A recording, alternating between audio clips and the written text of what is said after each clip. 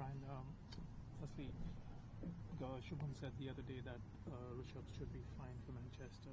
What's the process of him coming back in the sense, like what is he think keep or bad today? Obviously, he's taken, still got impact is there. Can you give an idea about when he starts completely training, fully training again? He will bat in Manchester before the test. Look, I don't think you're going to keep Rishabh out of the test no matter what. He batted with quite a lot of pain in the third test, and it's only going to get easier and easier on his finger. And keeping is obviously the last part of the process to make sure that he can keep. We don't want to go through that again where we have to replace the keeper halfway through an innings. But yeah, he rested today. He was trying to give the finger as long as possible, and hopefully he's good to go in Manchester on the first training session. So what you're saying is Joel is also going to be in the equation? He is in the equation, but I mean obviously if Rishabh's fit, he plays the next test and does both. One question. India have come so close to winning and being in winning positions, and they've lost the grip just when it mattered. When that happens more than once, obviously for the coaches it's like you have to kind of find ways to ensure that the spirit doesn't go away. How do you think, how are you addressing that? I think the focus is to not try change too much, and that might be counterintuitive when you're 2-1 down in the series, but we feel like the guys have been excellent for large parts of the series.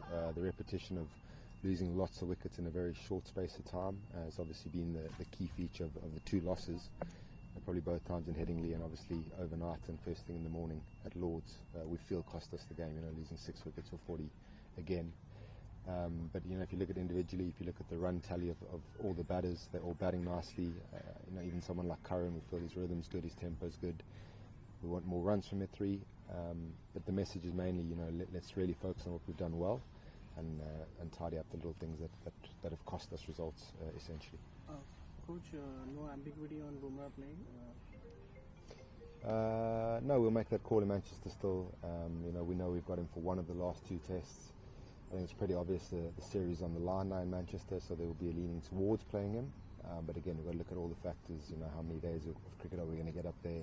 What do we feel is our best chance of winning that game? And then how that fits in together with the Oval and looking at the last 2 games holistically as part of the series. And your thoughts on workload management vis-a-vis what Ben Stokes did on day 5?